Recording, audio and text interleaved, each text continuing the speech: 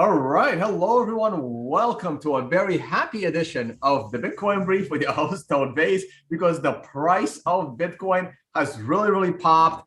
And to celebrate, we are, of course, going to do price first. No, I'm just kidding, guys. You're going to stick around for the stories with Lex and Jimmy, and then we will cover the price, and maybe it will be even higher. How you guys doing this morning? I'm good, man. How are you, Jimmy? I'm good. Kind of woke up with a shock when I was like, is that second digit correct? But I mean, it's October. This has traditionally been the month that the bull run really starts. The last two cycles, 2013 and 2017. So 2021, October 1st, I think it's here. I don't know. It's going to be crazy.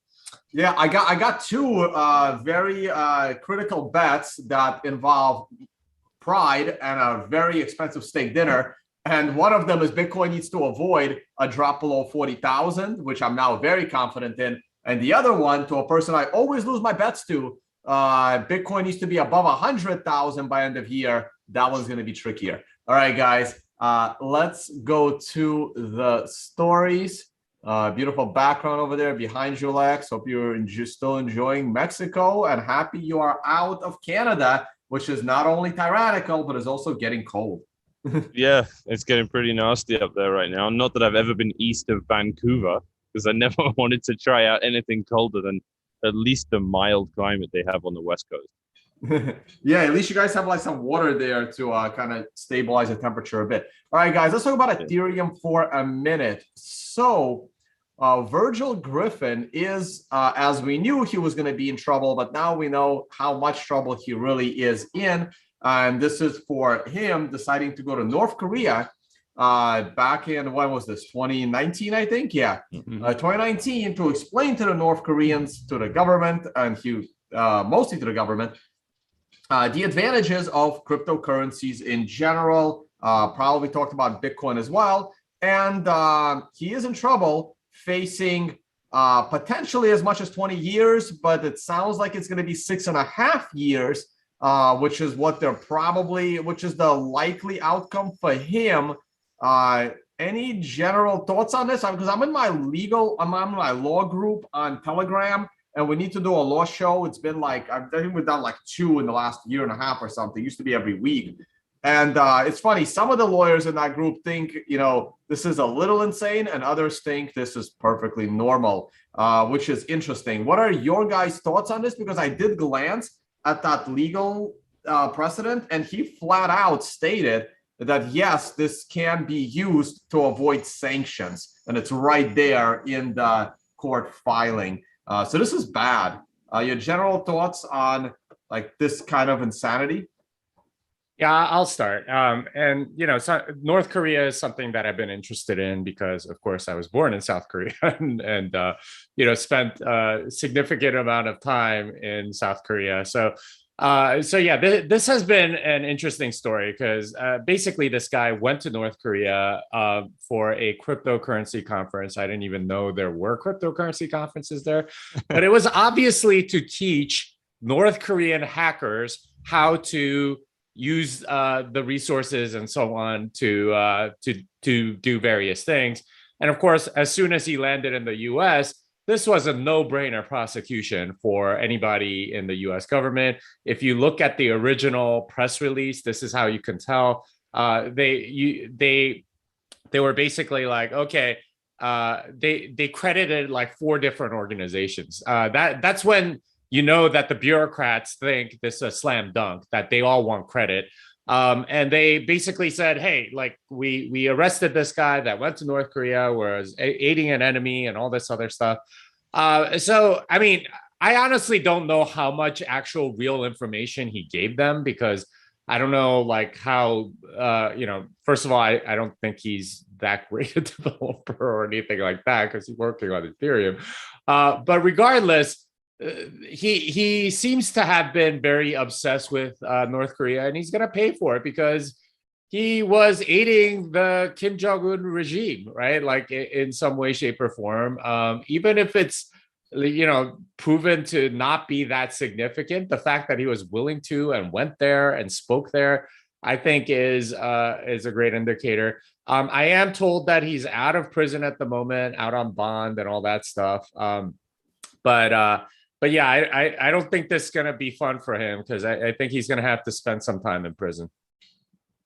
Yeah, I don't think I can really add anything except maybe a glimmer of hope that he was secretly trying to sabotage the North Korean regime by recommending they use Ethereum for anything.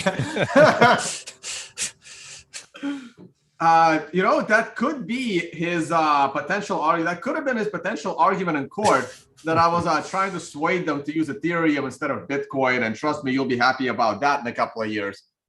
Well, the thing about him is that we know North Korea has like a hacking team that like goes to South Korean exchanges and tries to steal their crypto. So it's like you're literally aiding and abetting this regime that's like devastating to their people, just absolutely horrible record of human rights. You're aiding them, right? That's I don't think there's much more to say than that as far as like his case goes. Yeah, we don't really want to spend too much time on Ethereum, so there's really not that much more to say. But Mechanic, you were saying something. Yeah, I think on a real level, if you take the government out of the equation here, the American government treatment, it's not a moral or righteous thing to do at all to give presentations to the North Korean government in any way that can assist them. Yeah, no, I tend to agree. Okay, so sticking with Ethereum real quick one more time. I so wanted this to be a legitimate fee. Someone paid a $23 million transaction fee. I think it was $23 million for an Ethereum transaction.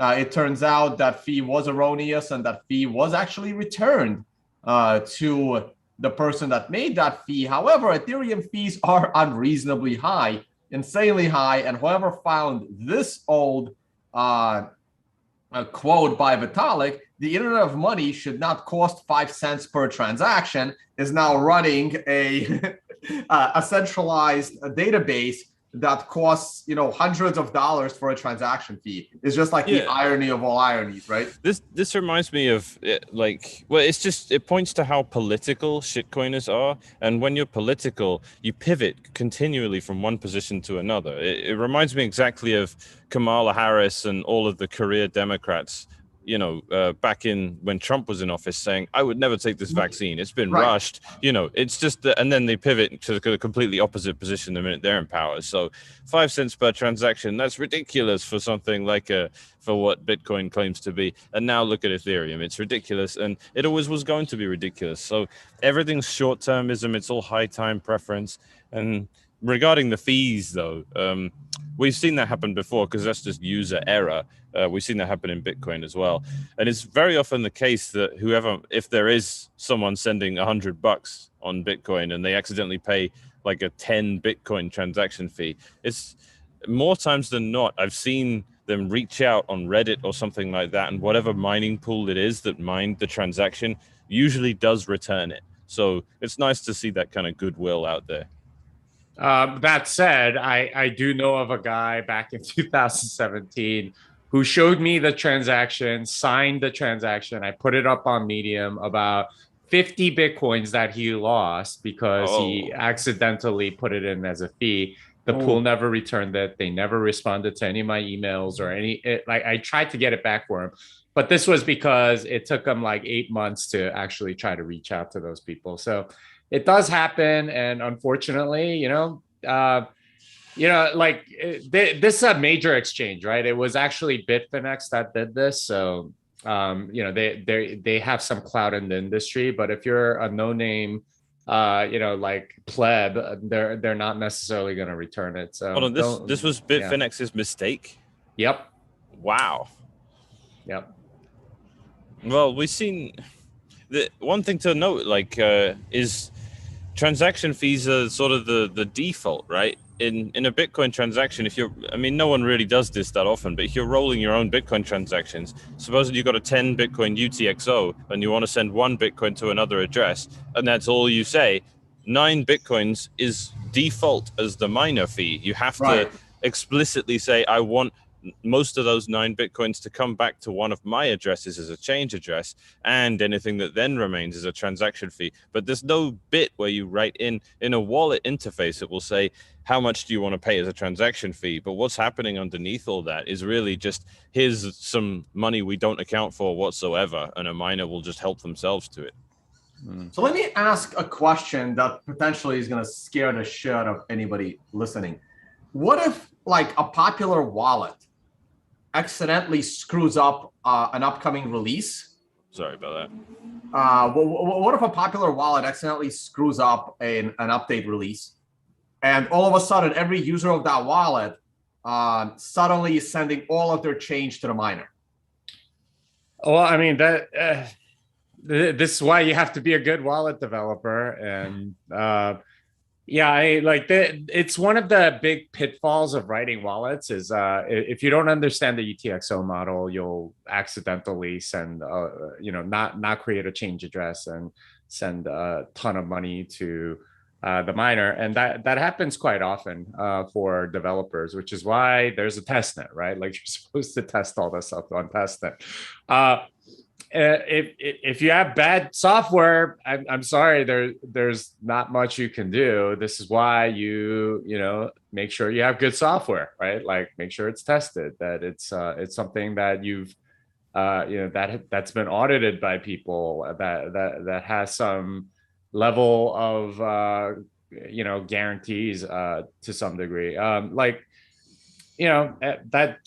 This is just an endemic problem in all software everywhere, is that you can make mistakes, there can be bugs, and this is why you have test infrastructures and quality assurance engineers and all this other stuff. It's so that you don't make mistakes like this. All right, so let's move on. Enough talk about Ethereum. And Pete Rizzo wrote an article for Forbes, explaining the position of, I don't like the word Bitcoin maximalist. I prefer shitcoin minimalist, which is the term that I like to use. He tried to make an argument for Bitcoin maximalists. I don't think he did an amazing job. He just explaining the situation to people that read Forbes, being a little too diplomatic, in my opinion. What do you guys think? I'll go for it. Well, I had him on my show, and I'll be releasing the podcast next week. But basically, he as he explained it, he wanted to give sort of like the steelman argument for altcoins and still knock that down. And basically what he articulated in this piece is that Bitcoin allows you to preserve your rights. Every other crypto, even if you're being very charitable towards them and give them every advantage, they are taking away your rights. And that's ultimately what it is. And I thought that was a really good way of framing it. I agree that it probably wasn't as harsh as it could have been. And certainly if you or I wrote it, Tone, we would have, everything would have been much harsher, talking about pre-mines and just the immoral ways in which altcoins, print their own money and manage their own monetary policy and pick winners and losers. But Pete wanted to make the steelman case and still knock that down, which I think it can be useful too. Yeah, I did write about it. If you guys are interested, go to tomevays.com/blog, where I explained why Bitcoin is the only decentralized cryptocurrency out there, and everything else is centralized. I can't believe it's been a year since this article. Lex, go for it. Yeah, I think this is this thing I'm wrestling with at the moment is are we going full Svetsky and saying don't worry about the masses? In which case, making these sort of more nuanced and steelman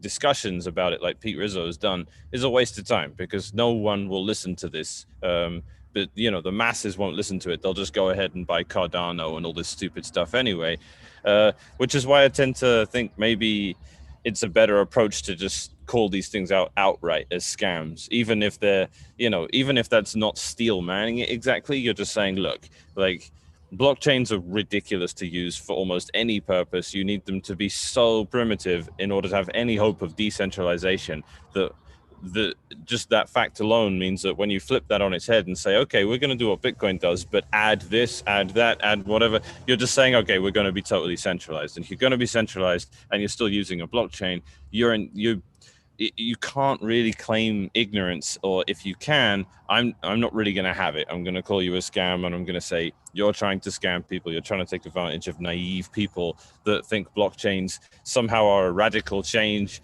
and they're just not. They do one thing, they serve one purpose, which is Bitcoin. They can't really be used in other contexts, and in the way that it's implied, it's always used either to overtly, or maybe there's some self-denial involved. But I think it's just more helpful to call things out without trying to be so steel-man-y about it. Because I just, but this is my question: like, do we go full Ghost of Svetsky about it and just say screw the masses? Like, we can appeal to the intelligent and the conscious people here, but everyone else is going to get scammed because, like, are your crypto traders, are they going to listen to articles like that and be convinced? I'm not convinced that they will be.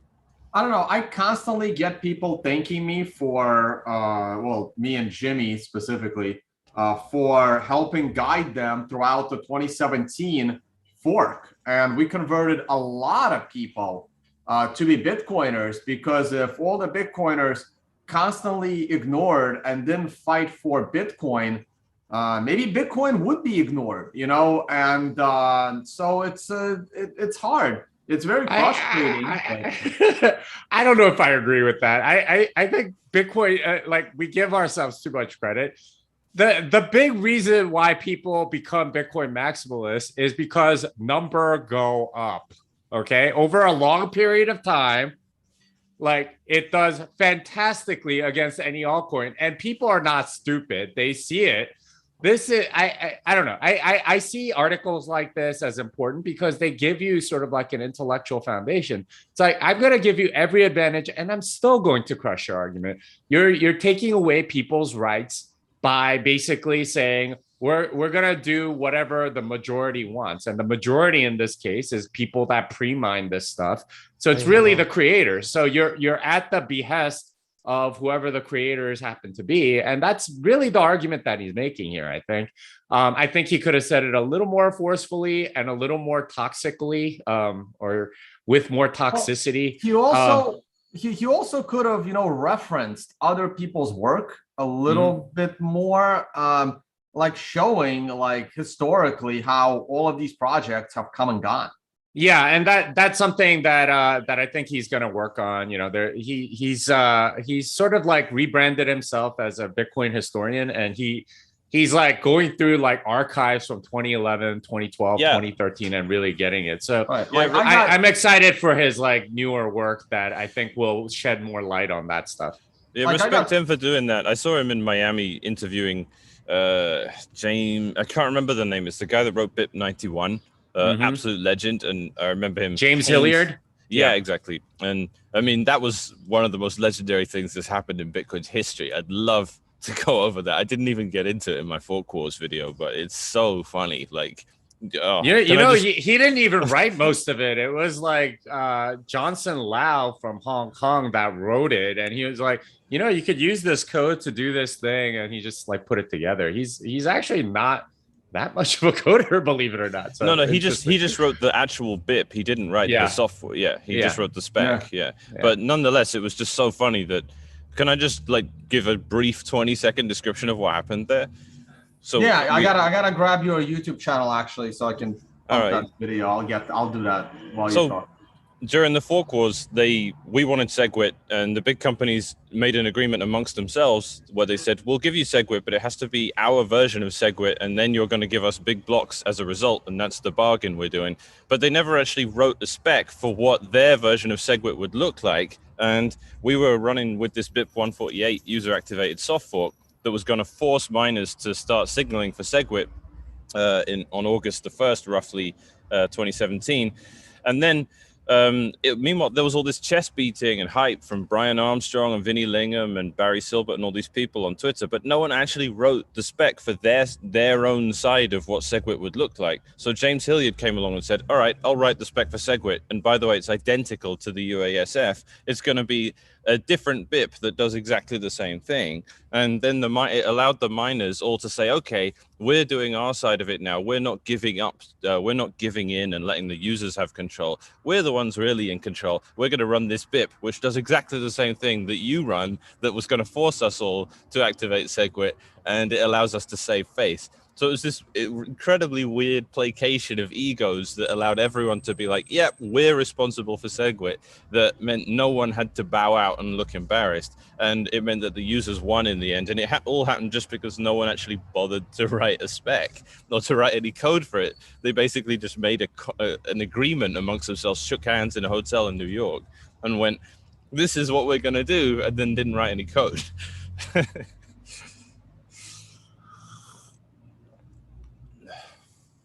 I was muted, which is typical of that side that just likes to talk. Yeah, guys, to learn more about what happened back in 2017, there's a great book. And in addition to that book, go check out Bitcoin Mechanics YouTube channel, which is linked in the video description. And check out his very first video titled The Fork Wars. It is absolutely excellent. Thanks, okay.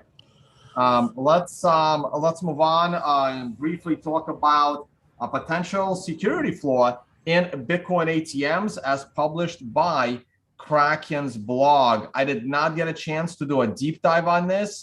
Jimmy, how up to date are you on this? Oh, you muted, Jimmy. Sorry. Yeah, I mean, basically, there's some way to hack at some of these machines. I actually haven't seen this one before, but apparently it's fairly popular. And if you go to like almost any gas station these days, like all of them have Bitcoin ATMs, which is kind of crazy.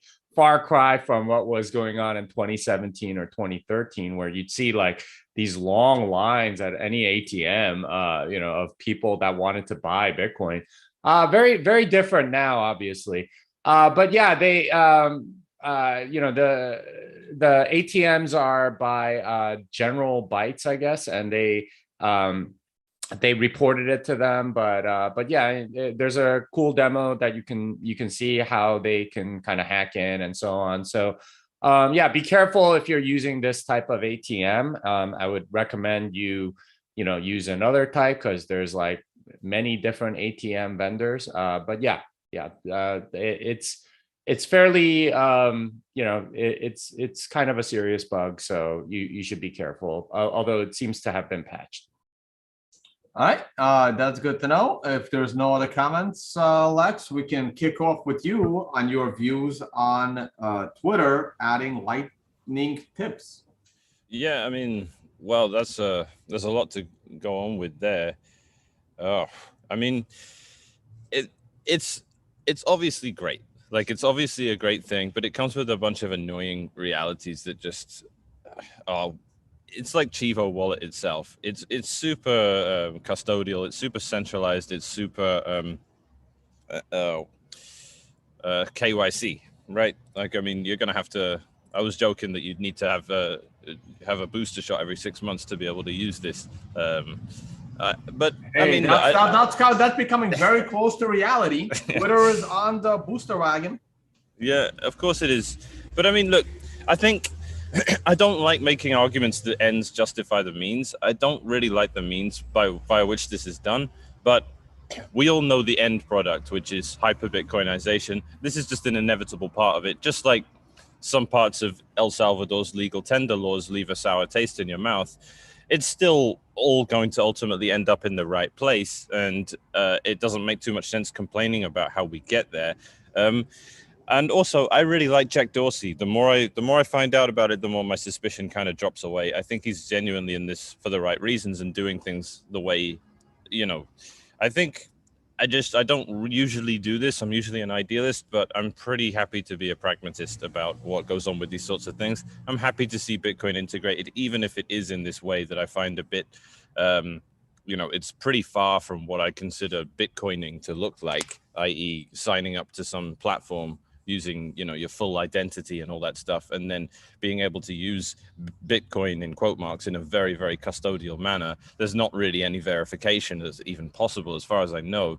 But that said, I don't have an iPhone. I'm not an American. I'm not an El Salvadoran. So I have no access to this thing yet. And I don't really have any knowledge about what the user interface is actually like. So maybe, Jimmy, you have a bit more experience with it. Well, so I do have an iPhone that I bought a while back that I used to test stuff that I used mostly for Clubhouse earlier this year. And I did check it, and the thing is, it's like a scheduled rollout. So my account, I guess, doesn't have access to it yet, whereas some people's do. So I think if you have a blue check mark, you have a much greater chance of getting the lightning tips feature. But I'm still kind of waiting for it. I am excited about it. The thing for me about this story is there's I don't moralize about whether or not Twitter is going to use lightning in like a bad way or good way or whatever. It is what it is, and if they want to use it, like, we can't stop them. That's kind of the point. And they're using it in a particular way that I think is actually really good for Twitter, because right now Twitter's major source of revenue is ads, and that means that you as a user are their product, right? They sell you to the advertiser. By having you actually pay for tips, and they're rolling out some other monetization options like super followers and ticketed spaces and things like that. I think they're trying to move away from this ad model. And that means that if people are actually paying, then the user experience has to get better, because the users are no longer the product, they're the customer.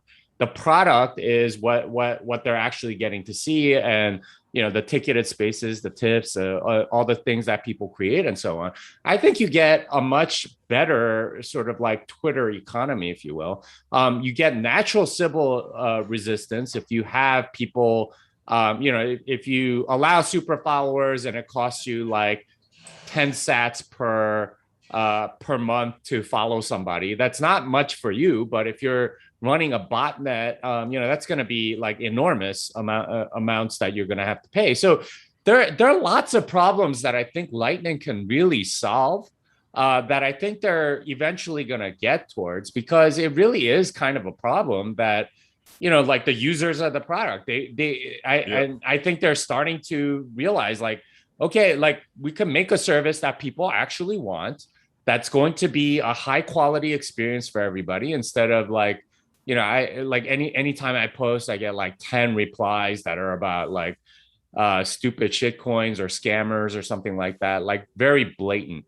If you get rid of that, that's a much better experience for a lot more people. And you get, they start caring about what the users want, instead of, sort of like centrally like determining, hey, you're not allowed to post this content, or we're going to put this weird warning under your tweet because, the government's going to shut us down or whatever. If they're actually making money off of Lightning, I think that would be a wonderful thing, because that decouples them from who's really paying them ultimately, which is the Federal Reserve. So I see this as a positive, and I think that that's the direction that Jack Dorsey ultimately wants Twitter to go in, is to not make it sort of like this arm of government propaganda, but more towards its own thing of, people sort of like interacting in an interesting way.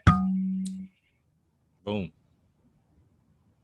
Yeah, Jimmy, that sounds great. The problem is Twitter is an arm of government propaganda, and it has nothing to do with their advertising. It has to do with the kind of people Twitter hires to run Twitter. And that is on Jack Dorsey. And this is why I am not a fan of Jack Dorsey, because he needs to go and clean up Twitter so that it is, a platform for free speech, and not one-sided censored speech. And again, this has nothing to do with advertising. That has to do with leadership of the company. Now, having said that, I would love for every single reply to every single tweet to have like a 10 sat fee. And I don't care if Twitter keeps half of that, because that would avoid all of the spam and scammy comments on Twitter. So yes, Twitter could potentially be moving into the right direction. I don't have an iPhone. I've never had an iPhone. I don't think I'll be using this feature anytime soon, unless this feature, does stop ads, because now if I do turn it on and people replying to my tweets now have to pay a little bit of a fee, and Twitter keeps some of that fee if they're not greedy enough to double dip to also use me for their ad revenue, plus getting the fee of a piece of the comments replying to it.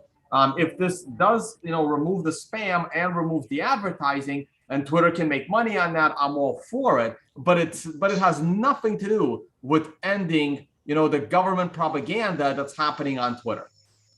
I want to add, I also really like that the sats are becoming the standard. That's sort of being spearheaded here a little bit, which is really good. We need to stop thinking in terms of entire Bitcoins. It's just kind of, it was always arbitrary anyway. A Bitcoin could be anywhere with the decimal point. Sats are the only meaningful unit in the system, and it's just much more realistic to talk in that manner. Jimmy, I wonder if this whole thing needs to be a Lightning thing. Like if everything is just moving around internally in a Twitter database, right? And eventually you might make a withdrawal. Is it always off chain? Or is it really in Lightning, or is it just, all just... So from what I understand, they're using Strike API. So Wow. If you can withdraw like straight to Lightning, you could withdraw it to dollars. You could use Strike to convert it back and so on. So it's really just sort of like under the hood kind of stuff. I think the main the denomination that they're using, the unit of count is still the dollar. But if you want to convert it to Bitcoin using Strike and get it in Lightning, that's entirely possible. And apparently it's something that a lot of people are doing. So yeah, it's going to be pretty cool. It's amazing, right? Jack Mallers' whole thing of looking at Bitcoin as this payment network first, rather than this currency, which is actually kind of been a neglected area of it. It's just Strike is incredible. You move dollars around, your balance is in dollars, and the Bitcoin is, this whole number go up thing is irrelevant. It's all about movement of money, speed, getting around barriers and all that stuff. It's a massive part of why Bitcoin does what it does. And it was always a relevant part in orange pilling people from the experience friction in moving money around. And it's a very different thing from what we're into it for number go up and a hedge against inflation and all that stuff. Yeah, people are asking if it only works with Strike. The answer is yes for now, and hopefully in the future, if Twitter does go in the right direction, which I have very low confidence of, this could be something that these payments, at least, Twitter is not going to be decentralized, but the payment part can be decentralized through things like Atomic Swap, probably on top of Liquid, Lightning on top of Liquid. And people would be do you really even need to do that? You can just like transfer using Strike to your Lightning wallet, and then you can use that to go pay somebody else. It's all Bitcoin. No, but the whole point is to if you wanted to avoid Strike, because Strike is a bit centralized, right? Right, but then you use Strike to get it to your Lightning wallet. Now it's your own Lightning wallet. There's no blockchain here, so there's no record other than at Strike. Now you can transfer it to like another Lightning wallet. At that point, they have no idea where it went. So, you do a few hops. It's kind of amazing. Right. Like that's the whole point. You get a lot of privacy on the Lightning network, and you don't need like privacy. You get a lot of privacy things for free using Lightning. You don't really We're kind of used to having everything on the Bitcoin blockchain, in which case like things can be tracked.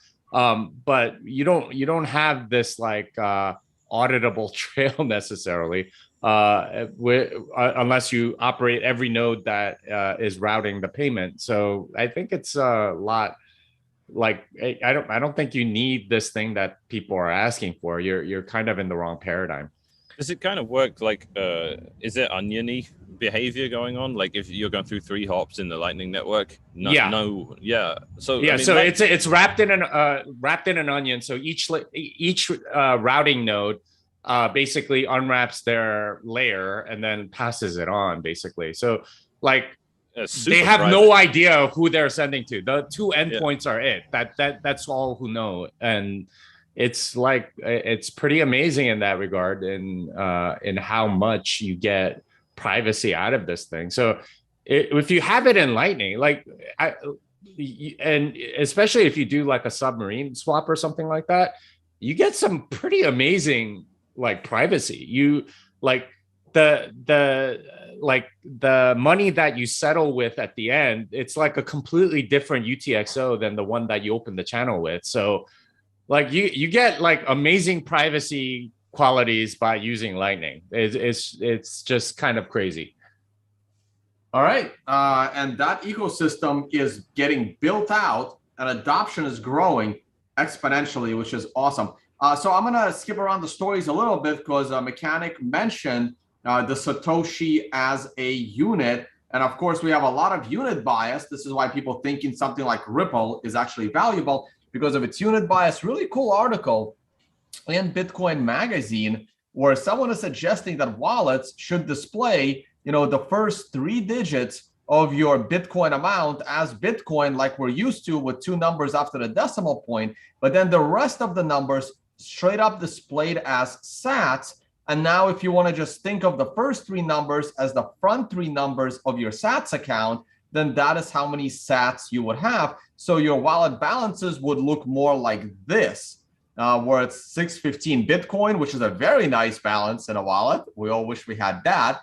And then the remainder past that, the second number after the decimal point, is your sat balance. And if you don't have that much Bitcoin, then it would just be the number of sats. So something like this, 0.06, and then the rest of the sat balance. I think this is pretty cool. It's one step closer to just moving into sats. And we really need a lot of these websites like CoinGecko to just start displaying the price of a sat instead of the price of a Bitcoin. And that can really drive adoption because of ridiculous unit bias. What are your thoughts on this, guys?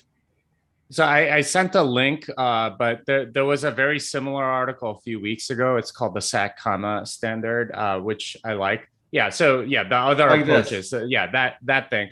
I thought that was pretty clear, using like commas post decimal point as a way to make it clear. Like, and that to me is like a little bit easier instead of using the pipe, which I don't think is like a normal character to use in any kind of currency. So yeah, and that makes it a little clearer, and it sort of like mentally gets you over that hurdle. So I personally like the SAT comma standard. I'm not so sure about, like 6.15 pipe, like 3950 sats. Like it's not like clear how many decimals are in between the sats and the Bitcoin. So that I don't like it. Mechanic, break the tie here. I kind of like the pipe better. I don't like commas and decimals in one number. Dude, I think just trying to have some sort of like, I think what's going to happen here with this is going to be something that isn't a good idea. And I think the stupidest thing is going to emerge, and that will be what happens. And I think that will be people calling sats Bitcoins. I think that's ultimately what will just end up happening, because, and it doesn't make any sense, but that's just what might emerge. How like brand names get evolved to become a name for the whole generic category overall, and it's triggering if you're pedantic, but that's just the way it works. I think that's kind of something that will end up happening, and it's not necessarily going to be something that's logical or makes sense. Like we even have Adam pushing for bits, right, which is and a millionth of a Bitcoin rather than 100 or 100 sats. And he's pushing for that, and everyone's like, no, sats are the standard. But then again, I think we can just be using sats, and I think people will just call them Bitcoins, which is really stupid, but I think it will happen. I can't break the tie. I do kind of like that system you're showing there, Tone. I just don't think it will happen. And commas and decimal places, that's annoying because everyone in Europe swaps them around to mean the other thing. So they'll have 6,15 Bitcoin and then 395.023 sats, which will mean 395,000. Like, dealing with Europe, everyone on mainland Europe swaps commas and dots for the other way around. So that system is already just going to be counterintuitive and frustrating, just like dealing with American dates. And it might be non-standardized, you know, different countries use it in different ways. I can't wait to see what emerges, but it's one of those things that's going to be maddeningly illogical. I can already feel it. All right. Okay, we got just a couple of more stories, both having to do with, you know, government officials loving Bitcoin. We have a mayor of a small town in Missouri. Let's not confuse, you know, an entire state. So this is the mayor of Cool Valley, which only has, I actually Googled it. It's at 1,100 residents, but I'm sure everyone is about to become a Cool Valley resident because he's about to give everyone $1,000 worth of Bitcoin. Now, I spent some time in St. Louis, Missouri, actually twice this year. I really liked it. I've never been to Missouri before. And it's, man, it's perfect for someone like me. That is true Trump country. I've never been to a state that was more like Trump rooting. Like, everyone is wearing Trump 2024 hats. It is really incredible. So I spent a bunch of time just outside of St. Louis, and I went to Lake of the Ozarks. So I'm really liking the state of Missouri. And yeah, so I've heard stories about this mayor and how he is a huge fan of Bitcoin. And I don't know where the money's coming from, but I think he's got some sponsors or whatever. So it's not that crazy amount of money. It's somewhere between 1,100 residents and 1,500 residents. Each one is going to get $1,000 worth of Bitcoin, similar to what El Salvador is doing with $30 for every citizen of the country. And like I criticized, initially it was going to be $500, but they were able to, I guess, find some sponsors, and now it's going to be higher. I am not a fan of these initiatives. Maybe I will let the boys comment, and then I will provide my thoughts, like I did with the Twitter article. So I don't know, Jimmy, you want to go first on this? Muted. Yeah, it's an interesting story because we've seen this happen before, right? Like at MIT several years ago, I think like 2014 or something like that, they handed out $100 to every undergraduate, and these are people that really should have known what Bitcoin was about or had the intellectual capacity to go find out what it is and so on. A lot of them just spent it. Some significant number of them, like just spent it on sushi like the next week or something like that. So, I mean, like airdrop. This is just a form of an airdrop, and we kind of know already from altcoins and so on that they don't really work. What it encourages is a lot of people just sort of thinking that they're richer. But if you get something for free, you don't really value it. And I get that. They're trying to make it kind of cool and interesting, and you get something for free. But this is why I'm also against UBI. I think it's just a bad incentive. You give people just like something for free, they start thinking it's an entitlement, and they behave very differently, usually in a very high time preference way. So yeah, I don't know if it's a good idea. I do think that place is suddenly going to get a lot of Bitcoin, businesses that are going to take it or something like that. But that's about it.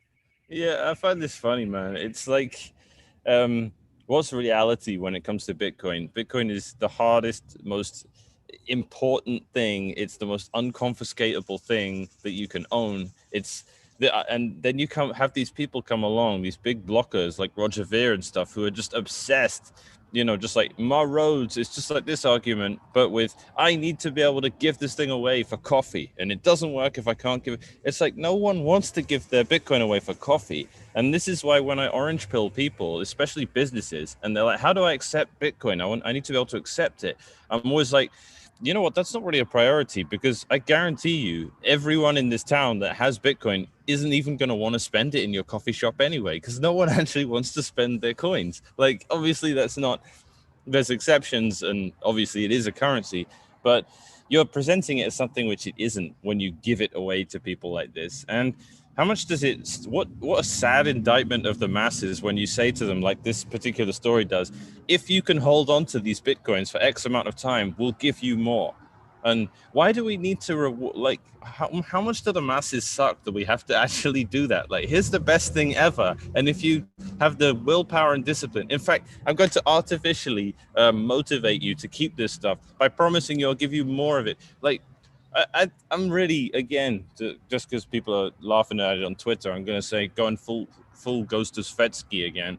Like, just if you can't wake up to what Bitcoin is and hold it and keep it and treat it with respect and have the discipline to, you know, self-custody and not lose it, you deserve it. And if you can't do that at this point, then I'm not really going to hold your hand through it. Like, because it's, my approach lately has just been, Bitcoin is there for you if you deserve it and if you're worth it. And I'm not going to orange pill you for 6 hours if you're sitting next to me on a plane, only to have you turn around and ask me about altcoins, because it's just not worth my time. And I don't, you do have to kind of, you have to be worth it. Like at this point, like, yeah, I think Bitcoin, and it's also far more effective psychologically, just telling people, you wouldn't like Bitcoin. It's hard work. There's maths involved. You got to be very disciplined and mature. You know, it's too difficult. Just stick to the dollar. I find that's way more effective at orange pilling people anyway. So I don't, but nonetheless, let me just round the whole thing off here with, I still think it's awesome that this mayor is so into Bitcoin and wants to airdrop it, even if it looks like a Twitter scam below an Elon Musk tweet. We're going to give you $1,000 in Bitcoin. Like, you know, I think it's still a happy event, really, even if it does make a lot of people see Bitcoin as something it isn't, which is something you give away. Yeah, look, at the end of the day, any news article that has the word Bitcoin in it is bullish for Bitcoin. So of course, this is bullish for Bitcoin. Is this the best use of Bitcoin and the Bitcoin network? I believe it is not. So I agree with you guys in that this is not how I would do it. Like, if he really wants to help the citizens of his town, like, you can just let the city, it's a little tiny city, take the money, put the money into Bitcoin, wait for it to rise, and then provide awesome services for the city so people like living there, right? And make it clear to them this is happening because the town is saving their, you know, reserves in Bitcoin instead of in dollars, right? Because most of the time when you give away money, what's going to happen is a quarter of these people are going to not know how to use it or spend it, and they will lose the private key if they decide to hold on to it. The other half will immediately sell it and take the $1,000. Like, you're not actually educating people on what, you know, the true power of Bitcoin. So instead of giving everyone 1,000, hell, maybe give them $100 worth of Bitcoin. Free money is free money, and then use the rest like in some kind of a time locked,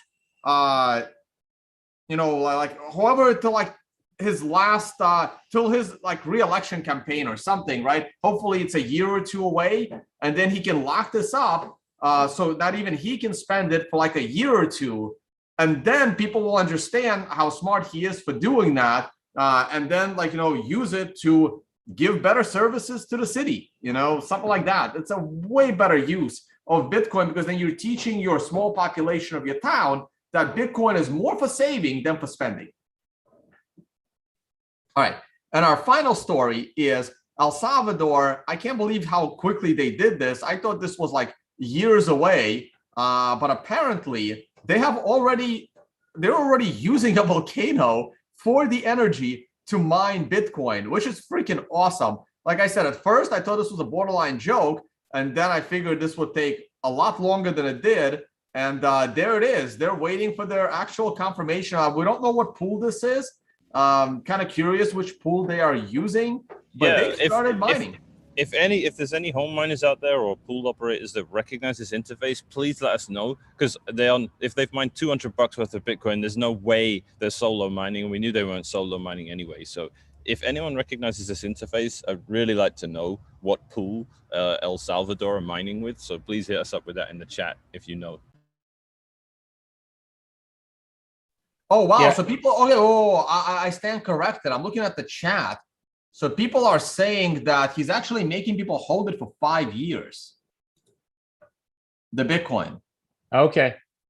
When you say make, that means they get rewarded with more Bitcoin if they do? Yeah, I don't see that in the article. Like there's no... my PSYOP red flag is going, okay, so you want people to hold Bitcoin at a KYC address and they got to hold it for 5 years there and you're monitoring whether it moves or not?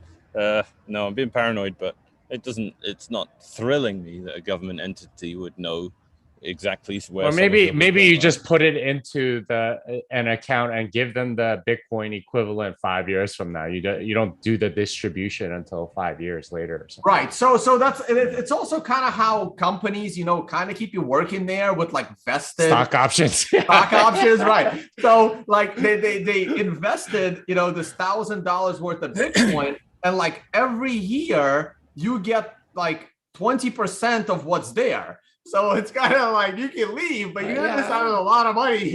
Well, actually, that's a really good strategy to get people to move into your town, right? Like we'll give you $1,000 and this Bitcoin will vest over a period of 5 years, but you have to live here and do things here. You can't just like, take the money and run, basically, which is what UBI is. So not a bad idea. I'm warming up to this thing. It's a little better than I thought. All right, guys. Let's get back to El Salvador. Yeah, so it may or may not be, vesting, but it's an interesting story, and of course it's positive for Bitcoin no matter how you slice it. All right, El Salvador. Hey, if you guys recognize the mining pool interface, let us know in the live chat. So one thing there that I noticed right away is mined pending estimated. So they probably don't pay out until they receive the block reward. So a lot of pools operate on sort of like they will pay you instantly, but they'll take a fee because they're willing to wait the 100 block Coinbase seasoning that needs to happen before you can spend it. So that should narrow down the list of pools a little bit, at least, because I don't know how many of them do that, but it's certainly not all of them. So I don't know.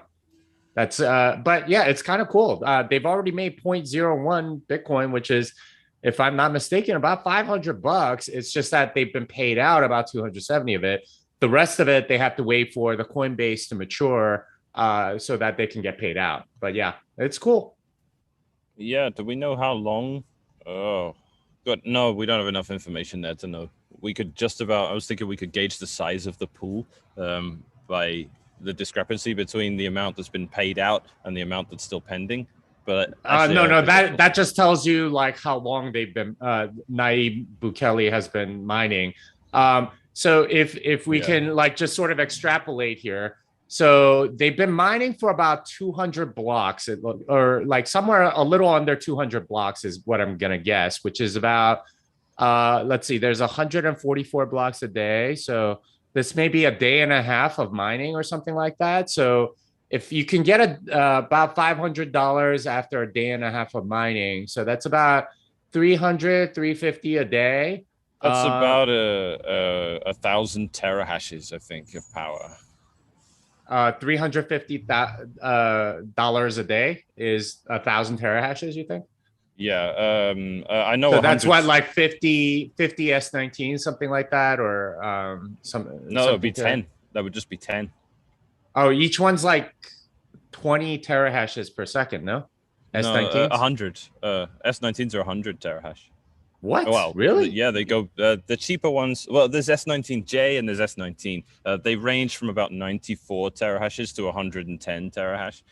Though I mean, hopefully they're immersion cooling them and overclocking them up to like 150. Oh yeah, they are at about like 90. Okay, so yeah, they maybe got like So they got about 100 of them, and they've been running them for a couple of days, is my guess, and or less than that. And mining pools like sort of penalize you when you come in so that you don't keep switching. So my guess is that they got about 100 machines, given your numbers, 100 S19s or many more S9s.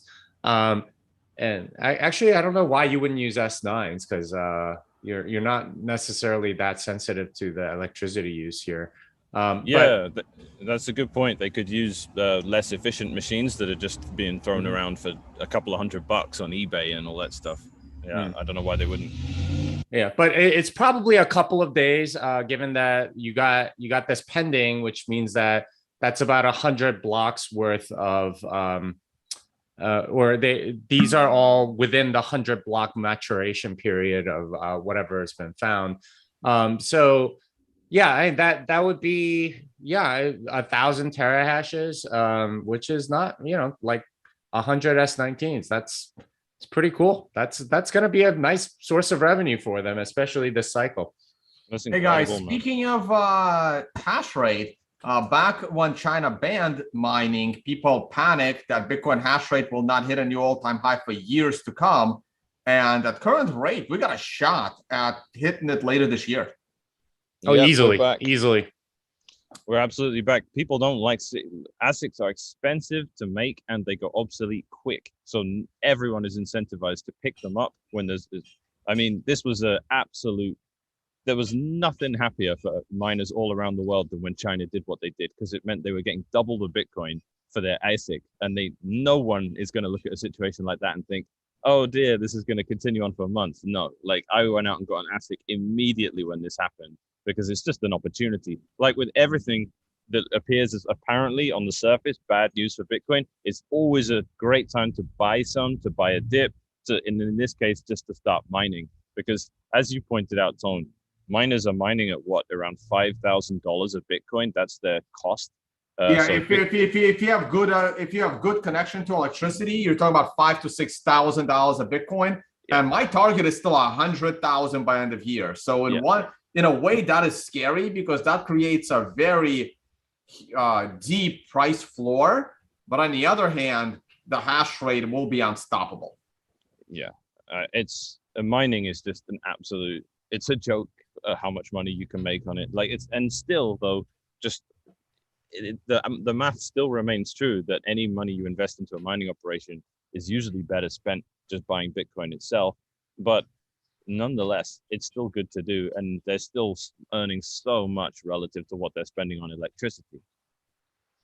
Yep. All right, guys. One last quick thing. Forgot to grab a proper article for it, but Janet Yellen floated this either early this year or last year, and she continues to do it, an attempt to tax unrealized capital gains as income.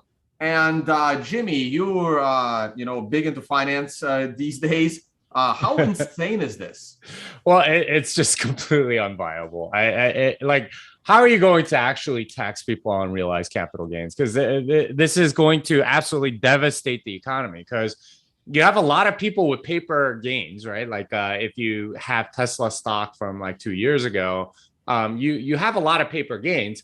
Well, if you suddenly tax their unrealized capital gains, what happens? Well, they have to pay 20% on whatever they made, and Tesla stock's done fantastic over the last 2 years. So that means they have to sell their Tesla stock in order to fund that. So, if you have to do that for your house or your real estate and all this other stuff, it just causes selling everywhere in the economy. That means that everybody loses money. This causes a huge capital crunch because nobody's going to be able to, because everyone's going to call in their loans and so on, and sell stuff and basically like pay off whatever so that they can pay the government. I think it's like complete economic disaster, at least in a fiat money, central banking system, because you cause the quantity of money to go down significantly. You cause a lot of people to sell goods, a lot of asset prices, just like you pop the bubble like very forcefully. So we don't. I don't think this has any chance. Like it has a snowball's chance in hell of actually having anything done. The thing that you have to realize about a lot of these things, they're trying to set the frame, right? Like they're trying to say, okay, this is what we want, and it's like being a good negotiator. It's you ask for the moon and then you get something much much less than that, but that's actually what you wanted. And I think this is definitely one of those things, because if you're essentially asking to tax unrealized capital gains, like there's no way that the rest of the economy will let you get away with that, right? Like they're members of Congress that have significant assets, and of course they don't keep it in the dollar. So of course they're also going to be forced to sell it, and they're not going to do that. They're not going to make their constituents sell their house, right? Like so that they can pay off the 20% cap gains and stuff. All these prices are going to drop precipitously if this tax goes through. So it's rhetoric. The real question is, what the heck does she actually want, and what are they actually aiming for? Because this is an unviable like thing, and everyone in the government knows it. Yeah, well, these are total communists, so we know what they want, and most importantly, they want your money. And I can't wait. Like Janet Yellen, please do this. Biden, whoever is telling you what to say, please do this, because there is no better thing in this world that will teach people the meaning of the word unconfiscatable asset. And the amount of money that will flood into non-KYC Bitcoin will literally send Bitcoin to millions of dollars a coin virtually overnight. So please do it. Mechanic? I agree, man. Yeah, I agree. I mean, just to maybe discuss something similar. I mean, you guys know how wealth tax works in the Netherlands. Have you come across that before? The wealth tax in the Netherlands. No, but I know that up there, if you get a speeding ticket, they tax you based on your net worth. So someone once got a $240,000 speeding ticket in their Ferrari.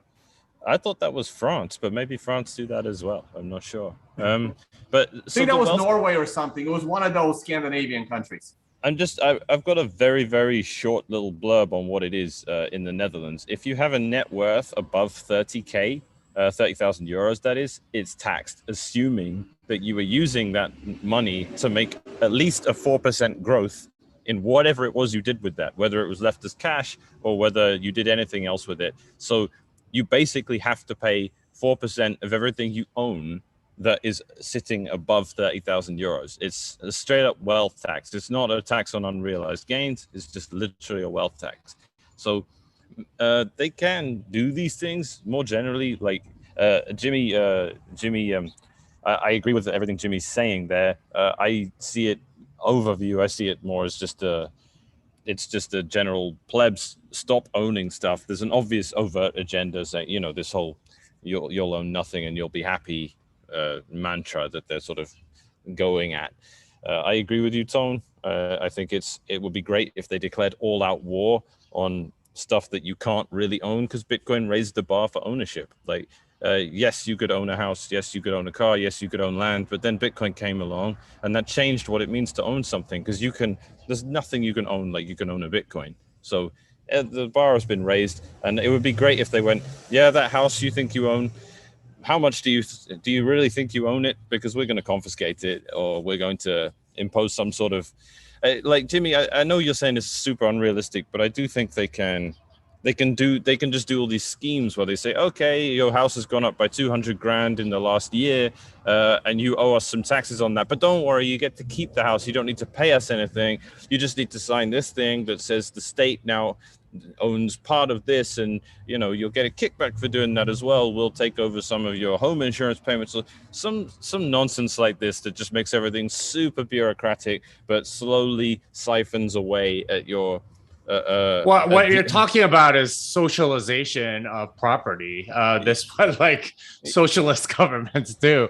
Yeah, it's called socialization because the government takes it away and like takes it for themselves. I like it's possible it goes in that direction, and like real property or real estate is a good target for most of these governments. I really don't think it's politically viable. I don't, and I think we are going to see some some consequences during midterms and so on. So yeah, I wouldn't worry too much about this passing. The question is much more, what does she actually want, and what is she trying to negotiate down to, rather than, okay, we have this wealth tax or unrealized capital gains tax. The Democrats obviously want another tax. It's not entirely clear what that tax is going to be. By the way, just a random political thing. I am hearing that the infrastructure bill is in danger in the House, so that might not actually get through. Apparently, there's a progressive caucus that's rebelling against Pelosi. So we'll see what happens. Mm-hmm. I mean, like Tone says, though, I'm kind of happy if it does all happen. Like, it's all anti-fragility at the end of the day. Yep. No, the House bill will certainly be interesting. The mempool is filling up a little bit, but that's not surprising because the price just popped a lot. But it has been fairly empty for pretty much 6 months, which is absolutely great. Hey, guys, there's a lot of people in the comments talking about some kind of a Coinbase-related hack. We are unable to verify or validate that news, so we will not cover it on this show. But if that is real, we will cover it. This show does not break news. It uses the news that happened to try and explain to you what it actually means. All right, guys, if there's no final thoughts, and unless you guys have to run, I think you'll stick around for a quick view on the price of Bitcoin, because it is looking really, really good. The week has recovered. We have covered all the losses of last week. There is one final hurdle left to be made. Well, actually, a couple of hurdles on the weekly chart. We did not break the Lucid SAR. We did not break 2 moving averages. I would love to see a weekly close above the 7-period moving average. That will set us up for a positive flip of the MRI in 2 weeks from now. We will not, it will be very challenging for us to flip the MRI count on a weekly scale this week, though it's possible. We would need to get to approximately $49,000 this week. It's possible. I don't think that's likely. I think we're going to close the week at approximately 48 and then go up from there. My 3-day Consensio chart. This candle had just started. The last candle was able to rebound and reverse the fade. So remember, we were 40 to 50% bullish because of this big drop. I did not get a chance to do a video yesterday. I would have raised it a little bit. I am now fairly comfortable because just like what happened here, we are now above all 3 moving averages. However, all 3 moving averages are not rising. They're not above each other. But if we open next week at current price, we will have the price above all 3 moving averages. All 3 will be rising in proper order, which sets us up for 100% allocation. So that means that right now I am already more than comfortable, and I would have been earlier than this, even at like the beginning of this candle, or especially at the middle of this candle, to alter this allocation. I know the allocations keep changing, but it's a very rough environment. So this now sets the allocation at close, for me, close to 75%. And the final 25% will go in for 100% bullish allocation in 3 days if we are trading above 47,000. Okay, so this is what I'm looking at right now. Of course, we can always collapse and this all changes, but I am anticipating that we will not collapse over going into the weekend. Daily chart. Daily chart is incredible. I had this blue line set from before. That was the $47,000 line. This makes me super bullish on Bitcoin. If we close the day, we do have to close the day above 47. We got about 9 hours to go, maybe 11 hours to go on that front. Okay, we just broke both moving averages on the daily. As you can see, they are starting to rise even from this one day. This one day altered the 50-period moving average from being declining to being inclining. That is absolutely incredible. Okay, it is a green star candle on the MRI.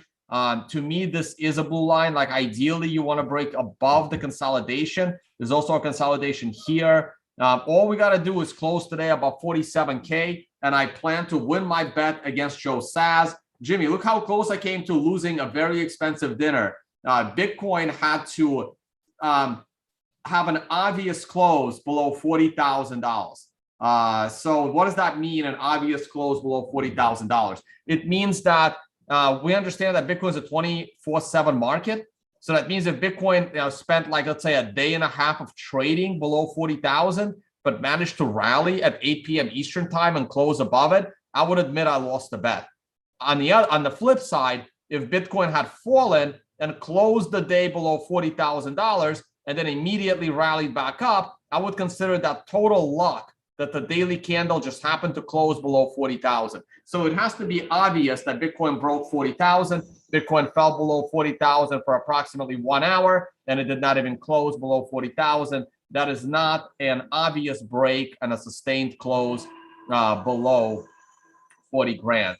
That is pretty much it. I am absolutely bullish. Would love to have a close there, but let's just say this was a good morning. We had an hourly MRI top, which probably held us up for 1 to 4 hours. This is now changing. Bitcoin is starting to rally again. The 1 to 4 candle correction is probably over. The 4-hour chart, just a sneak peek at that.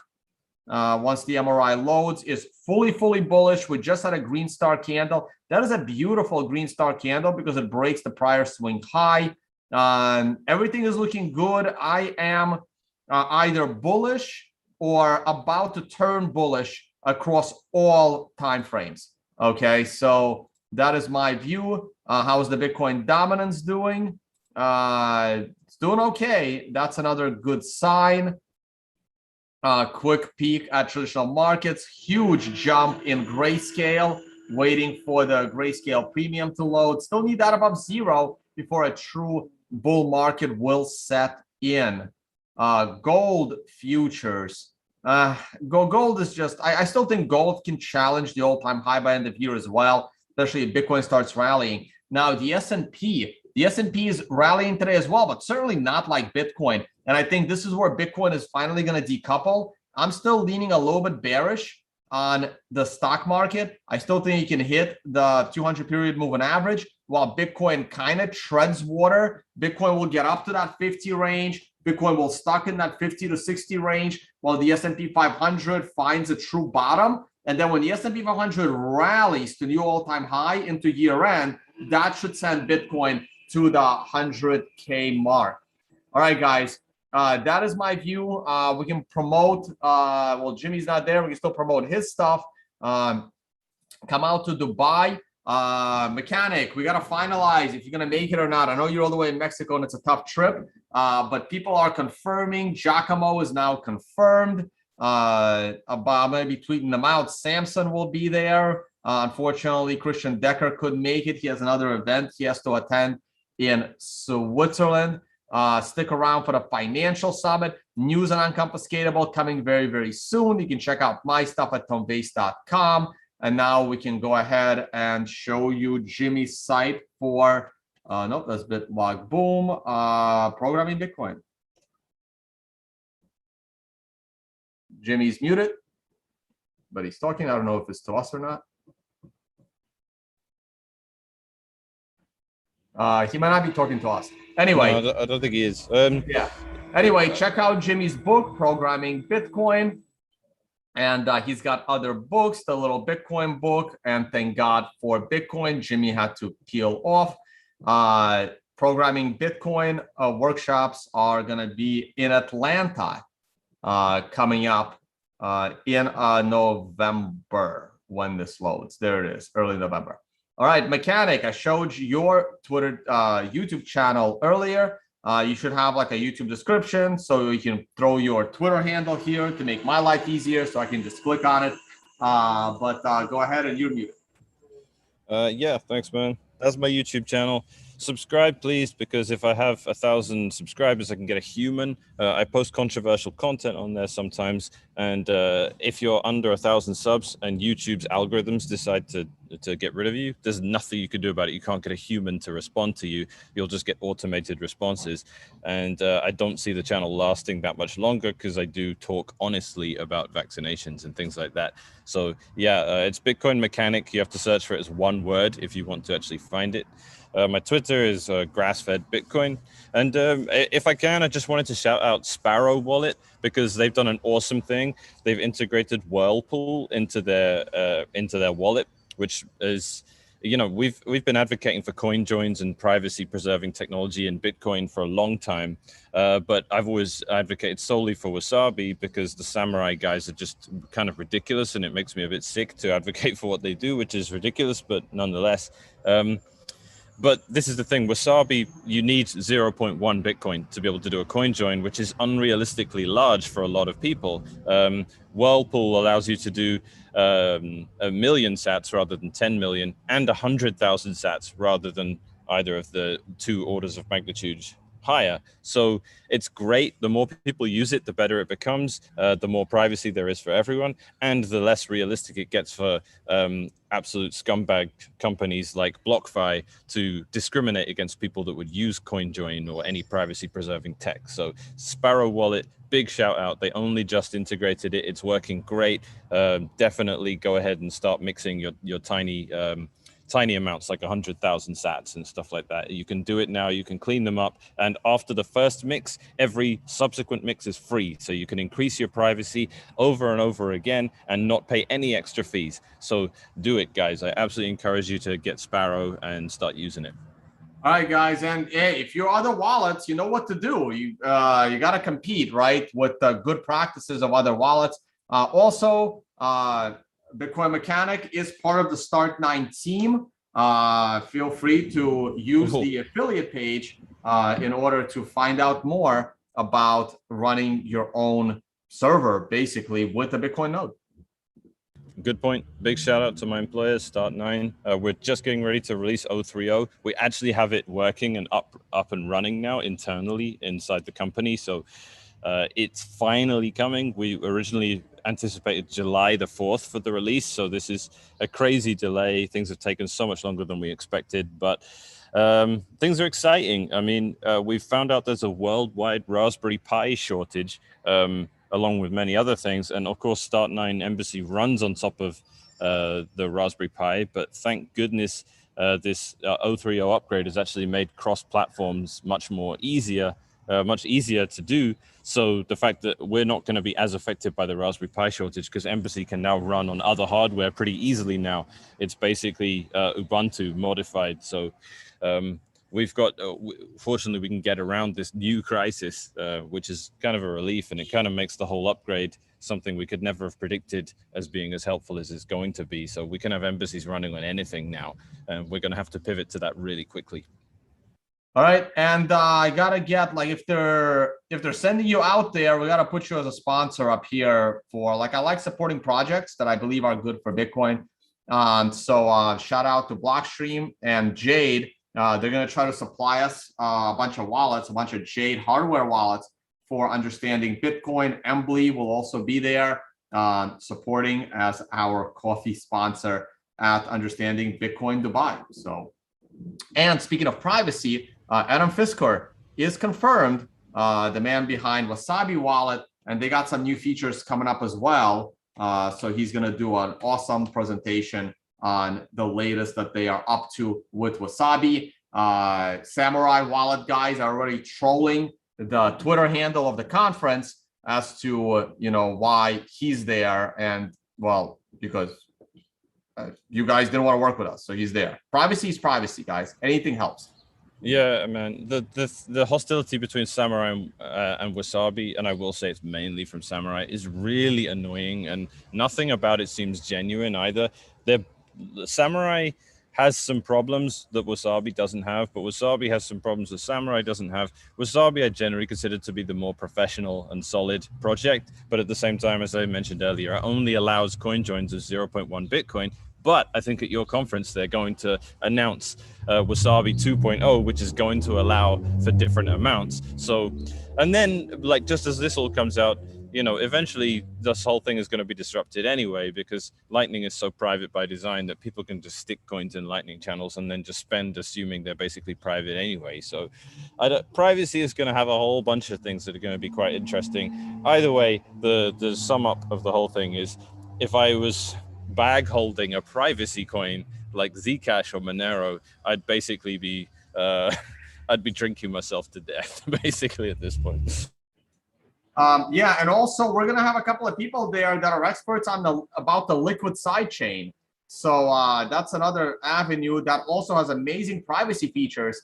So, and the scalability for smart contracts to take on Ethereum. So there's going to be lots of cool stuff going on and understanding Bitcoin. All right, guys, we're going to end the show. Enjoy your dinner with Joe Saz, man. Yeah, the thing is, I may be in Dubai by then, so I'll have to collect around, you know, Christmas or Thanksgiving time. Oh man, it's a shame you can't pay for your meal in Dubai, where everything costs, you know, $10,000. Yeah. Well, no, he's probably coming. Joe Saz should be at the financial summit, but all the food's included, so it's okay. We'll figure something out. All right, man. All right, guys. Thank you all for watching. Show ran a little longer than it should have, but it's all good. We covered the price. It's awesome. I'll definitely do a price show tomorrow. Can't wait to see where we are. Hopefully in that $48,000 range to close the week. It would be awesome if we can. Wait, you guys are still live? Yeah. Hey, Jimmy, I already promoted your stuff. But, okay. I have a couple questions on the chart. Pull back. Let's go. Let's look at it for a second. All right. So your critical point is 47 and not 48, because there seems to be some resistance there, right around 48. Right. So my critical point is 47, and the reason why it's 47 is because we are so close to 48.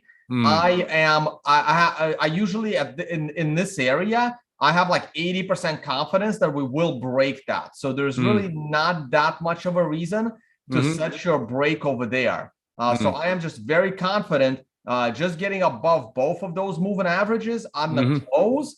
And then the next candle just starts trading above current candle. And I am fully confident that this high will not actually reject it. I'm not a big fan of double tops nor double bottoms. I was actually very, very nervous here because we got very close to the prior swing lows, but we still had the moving average helping it. But I kept saying for days, guys, we're running out of time. We have to rally any day, in order to avoid a total disaster. And here we are in the last 36 hours. We certainly rally. Well, can you look at the monthly for a second? Because that to me is kind of crazy. Because like basically we close September and then almost immediately we're going into October with this, like with all of the losses in September basically recovered, right? Like you had this almost immediate reversal as soon as October starts. I mean, we're starting a new count. Do we need to get above 56 to be bullish on the monthly? According to the MRI, we do, but I will be happy with the third highest monthly close in the history of Bitcoin, right? And all we have to do is close above $47,500, and that is the third highest closing month in the history of Bitcoin, and that is really, really bullish. We're above all the moving averages. We let the moving averages, catch up a little bit. Yes, we did close September as a red candle, but if you look at it, September was the fourth highest monthly close for Bitcoin ever. It's not that bad. I mean, the whole chart is still pretty damn bullish. Looking back at it, we're not even going to remember, how scary September 2021 was. I mean, just like if I zoom, even if I zoom this out, the month of September looks like it was nothing. Yeah, it felt a lot more volatile, but it's actually like, you look at the size of the candle, it's not a very big candle. Like there are much bigger candles previously. So yeah. So yeah, I've got questions too, man. Like it feels like the 2017 and 2013 rallies, we would, if the time frames were similar, we'd have so little time left before this would peak out. And I just don't feel, I feel like we've been so much more, the wavelengths have been so much longer of what's been happening this cycle. Like that, I just think we're just getting started here. I don't see 2022 as being another horrible year like 2014 and 2018. I just don't feel it. It doesn't seem to make any sense. Like we can't blow off top by the end of the year. It's too close. So it feels like I completely agree with you, man. And we're not going to get this giant rally in 2 months. I really think this bull market is going to drag out through the majority of 2022. But if that happens, then we get weird. If another bear market does begin, it will be a lot later in the day and it will be a lot closer to a halving, which means correct. Yeah, so the whole thing, I know you've probably been over this with Willy Woo and everything, but I just think all these people that are, really just in Bitcoin to trade and make a lot of money and just increase their dollar holdings, like I think they're going to be very disappointed if they're trying to make some sort of 4-year cycle-based sale and hopefully buy Bitcoin back at like some insane drop from like $500,000 all the way down to 50K again. I think anyone planning to do that is kind of nuts. I really don't think we can expect a proper repetition anymore, but it's all, I trust your intuition with this. You would, like, if I can shout you out, man, like you are someone that you did a video showing some of the hate you get, those people that are saying like, I hope your whole family dies of COVID and all this stuff. It was hilarious, man. But you've been right since early 2018. And you spent 2 years being a bear all the way up until the COVID dip. And the whole time everyone was laughing at you. And I think you've been absolutely spot on. So I think credit where credit's due.